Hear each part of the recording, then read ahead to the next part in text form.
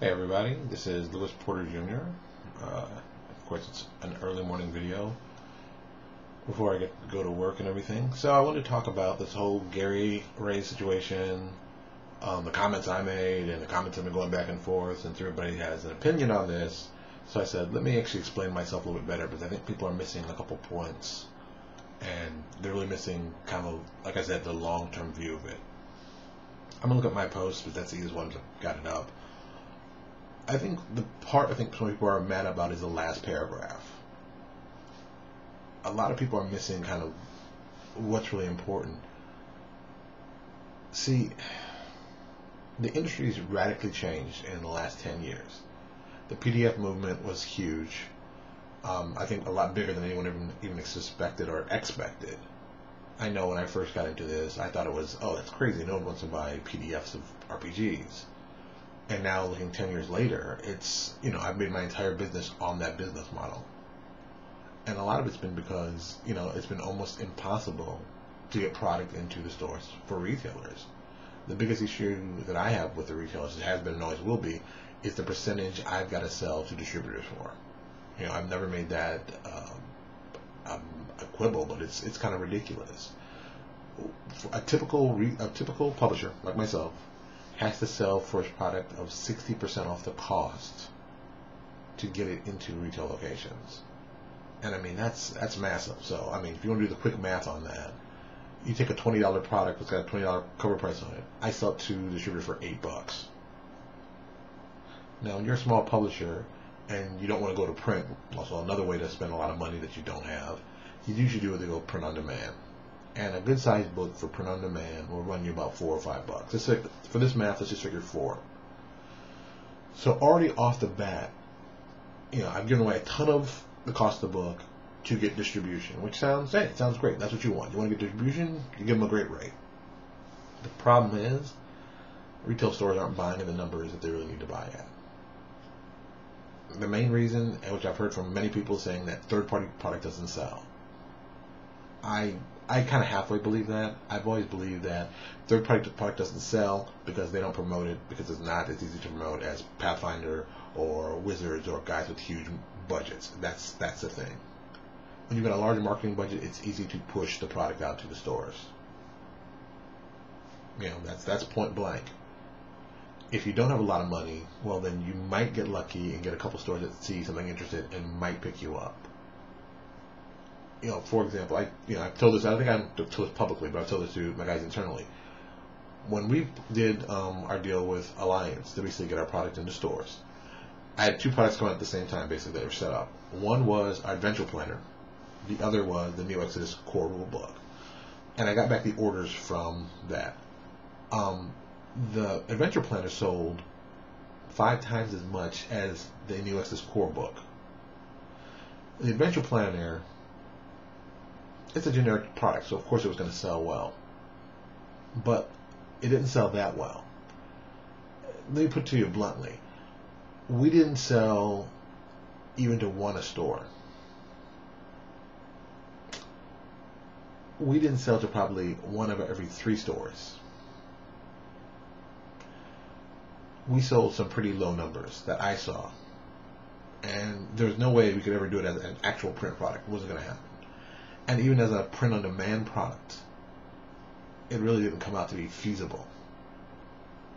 And that's the biggest issue. I think that's the thing that retailers miss. It's like, we'd love to get a product in your stores. We'd love to have you sell stuff. But I get the feeling and get the attitude from people that you don't want our products. You want us to get customers for you, but you don't want our products. And that's to me, it's a very weird feeling. And I think Kickstarter is the new disruptor in the market that's causing a lot of, havoc for retail stores. And the biggest one being is, hey, you've got a cool product. I'd love to carry it in my store. The problem is you've already got the money from the people who are the initial guys who would have bought the product in the store. So it's kind of a catch-22. Hey, I want to sell a product in my store, but I can't get enough people interested to actually buy it. But if you do it as Kickstarter, you get the people who would be interested in my store who might buy it to buy it. So you circumvent them.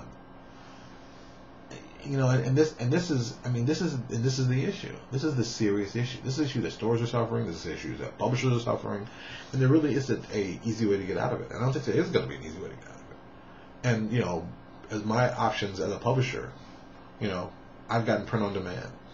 I've gotten the ability to sell to Amazon directly, and Amazon, for example, Amazon uses CreateSpace. They take a percentage of my sale, yeah, but they also do my printing. So the slice they take is much smaller than it'd be if I went to a traditional route. If I went to a traditional printer and wanted to get stuff printed up, I'll give you one that I know off the top of my head. If I wanted to do the Newex's book, the traditional printer, it's going to cost me about $425. The book's only 160 some odd pages, but at that price point, I've got to print something near 4,000 to 5,000 copies. Well, let me tell you, we're not selling 4,000 to 5,000 copies. That just isn't going to happen. That's not going to happen. So I basically have to either decrease the amount or increase the price of the product. And I'm not happy about increasing the price of the product. I think we're at the most it can be at for a product of its size and what it's giving. I don't think you can get bigger than that. And I don't think retail stores, it helps them by raising the price on products. I don't think that helps it either. I think when money's tight, you got to find a way to get the stuff out there. This is the big issue. This is the real issue, that retailers have to figure out a way to work with third-party publishers. And I keep saying third-party publishers, Pathfinder, but they've got to work with smaller publishers to get more product in their store. Because the more unique product you have in your store, the more interesting things you have in your store, the more interest you get people to come to your store. That's the best way to make sales. I'm going to go to my buddy Tate's store. Tate's store, Eisner Award-winning store. It is the top of the store. It's one, it is considered to be a world-class store. But if you go into a store, roughly only 10, maybe 15% of the store is for comic books. The other 85% of the store is not comic related. Oh, comic related. There's some toys, there's art books.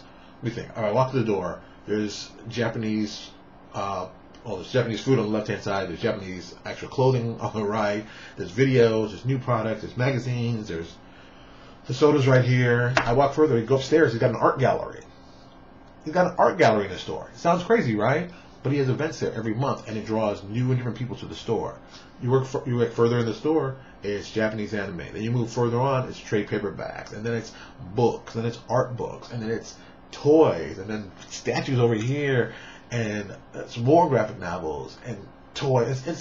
It's a lot of different stuff in the store. You can go in that store and find something new every day.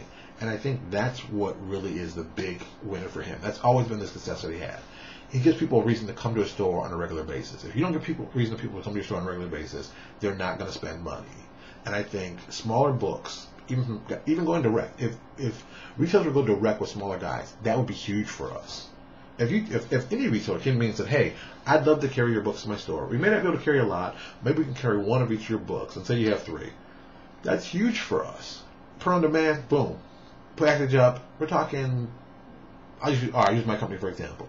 If someone got Newex's core rule book, our First Ones book, and our Folding Circle book, that's our 3 main books for our setting. And we're talking $10. Yeah, $10, $8, and $7. So like $25, you get 3 books. Boom, we package it up for you. We send it out. That's huge for us. A, we got our product on the shelf. B, people get to see it. And C, you can get something new that you normally wouldn't get. The biggest problem with this whole thing is that it's a shipping cost. Another problem. And I don't think retailers want to add another distributor to their list of things they got to remember to order. If they could just get on like an automated system where you send me every month 1 or every 2 months 2, and that's how we just do it automated. And I just send you the product, you get it, you sign off on it, and go, okay, here's a new one, and then you put it on the shelf. That's the way to do it. And there are companies who do that. Aldo at Innovation, he does that, but he also takes a cut. Once again, back to the same problem. Everybody's taking a cut of the product from the manufacturer to the retailer, really to the end customer being the consumer. And there's got to be a way to cut some of this stuff out. You have to, because the prices aren't viable long term. And Amazon has proved people want stuff when they want it. And if they can get it online, they're going to buy it. That's just the point blank truth. And we can discuss everything else about it. But if the industry is going to survive, retailers are going to have to work with the smaller guys. And I mean, the big guys are great. They're going to sell no matter what. I mean, Marvel and DC comics are going to sell every day, in and out. It's basically idiot-proof. It's that other group, that other smaller, tiny group, those small guys who are still trying to do stuff, innovate, and who are still trying to work with retailers. That's the kind of stuff that gaming stores and comic book stores need to understand. All right, I've got to go because it's early and I got to get my breakfast and wake up Lucas.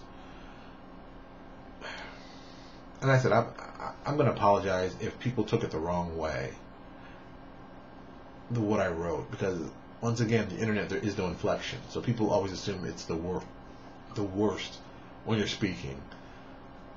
It's tough when you can't present yourself like this and just tell people how you feel. Like I said, I don't want to see any retailers go out of business. Going out of business is not a good thing. But at the same time, we've all got to figure out a way how we can coexist together. Because, I mean, let's be honest. Kickstarter is the disruptive technology. And as a retailer, you've got to find a way around it. And as a manufacturer and a publisher, I've got to find a way to make sure we make enough money that we can stay in business. Same thing as you. Thank you so much, y'all. Guess I'll talk to you all later.